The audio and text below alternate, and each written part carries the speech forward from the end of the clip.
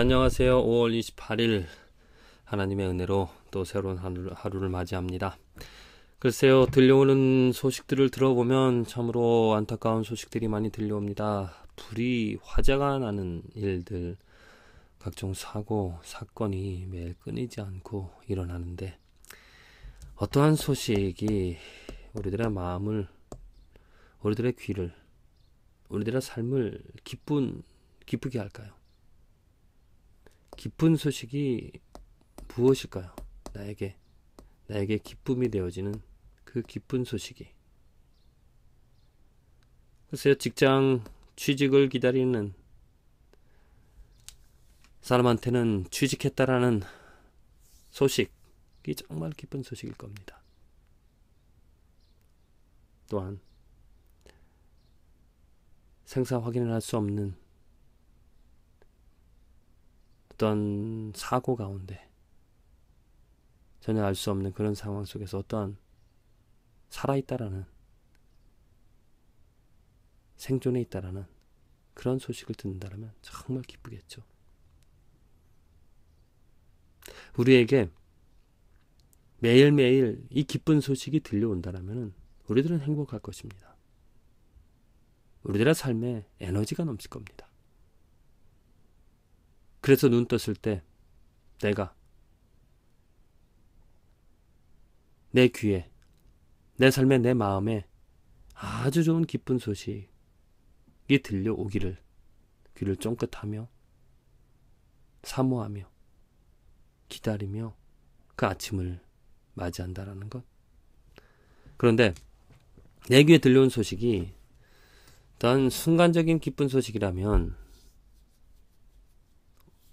잠시 한순간 1분 그 듣는 순간 그때 기뻐하다가 또 다른 소식으로 또 금방 침울해지는, 우울해지는 그런 일들을 우리들은 경험하게 되어집니다. 나를 항상 기쁘게 하는, 항상 언제나 내게 기쁨이 되어줄 수 있는 소식은 무엇인가? 그것은 하나님입니다. 그렇죠?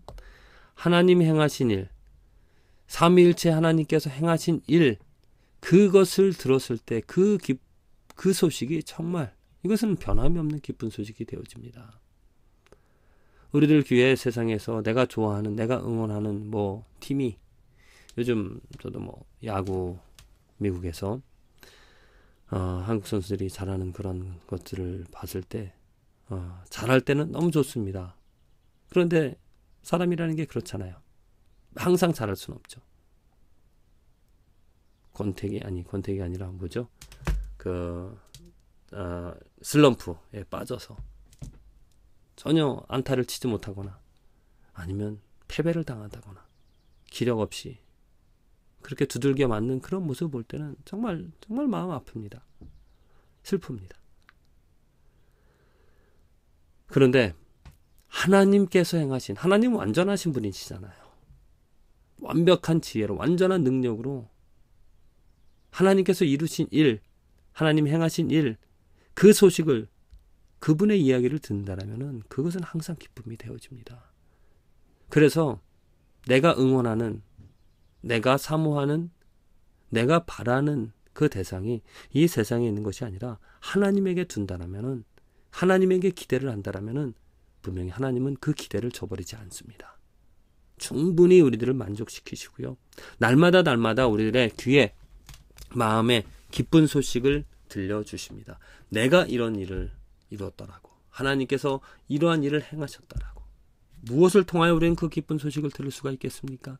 하나님의 말씀이죠. 하나님의 말씀을 보십시오. 하나님의 말씀을 들어보시길 바랍니다. 거기에는 하나님께서 어떻게 우리들을 사랑하셨는지, 또 하나님이 누구인지, 하나님의 그 사랑과 하나님의 또한 공의까지 우리들은 알 수 있게 되어지기, 알 수 있어서 그 하나님으로 기쁨을 삼아 그 하나님이 기쁨이 되어집니다. 자연을 보십시오. 요즘 한창 푸르름, 초록색이 만연한, 또한 비가 내리는, 눈이 내리는 그러한 모습 속에서 하나님이 역사하시는, 하나님이 일하시는 하나님의 영광을 보고 듣고 우리들은 기뻐하며 살아갈 수가 있습니다. 다른 곳에서 기쁨을 찾으려고 할 것이 아니라 하나님에게서 기쁨을 찾읍시다.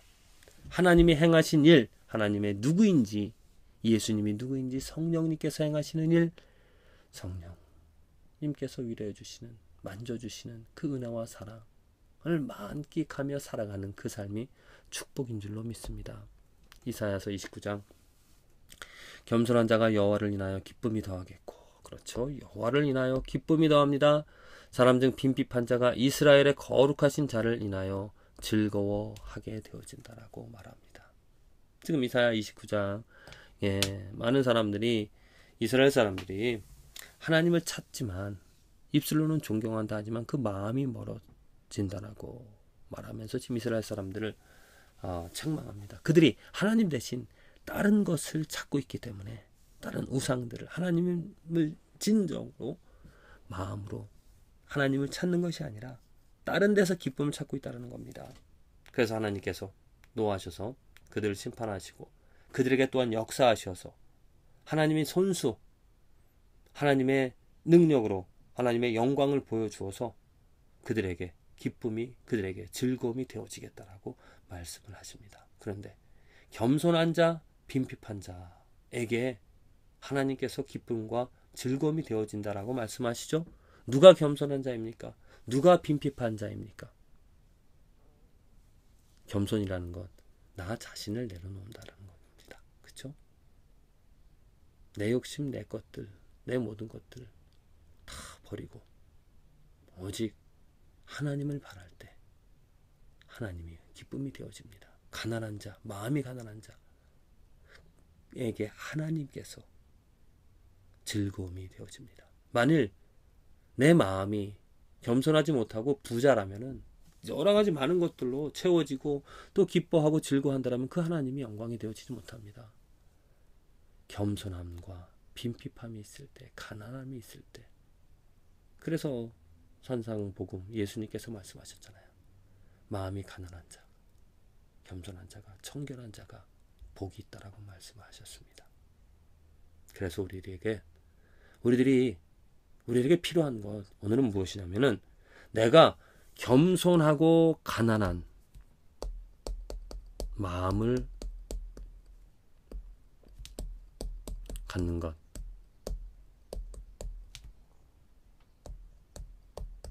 겸손하고 가난한 마음을 갖게 되어질 때 하나님께서 우리들의 기쁨과 즐거움이 되어집니다. 내게 겸손함과 가난함이 없다라면 하나님은 살아계시지만 기쁨이 되어지지 못합니다. 비가 내리는 것을 보고도 감사하거나 기쁨과 즐거움이 없습니다. 왜 비가 내리지? 불평합니다. 내가 이것을 해야 되는데, 내가 이런 계획들이 있는데 비가 내리니까 불평을 하죠.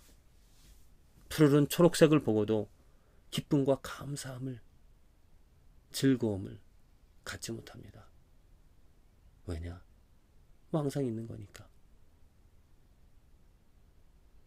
우리들의 마음이 정말 겸손함과 가난한 빈핍한 마음이 되어질 때, 그때야 비로소 내가 볼 수 있다는 것에 대해, 내가 냄새 맡을 수 있다, 먹을 수 있다는, 걸을 수 있다는 것, 정말 조그만 것 하나에도 하나님께서 역사하신 것, 하나님의 손길, 하나님의 영광이 있기 때문에 그 하나님의 즐거움과 기쁨이 되어지는 것이죠.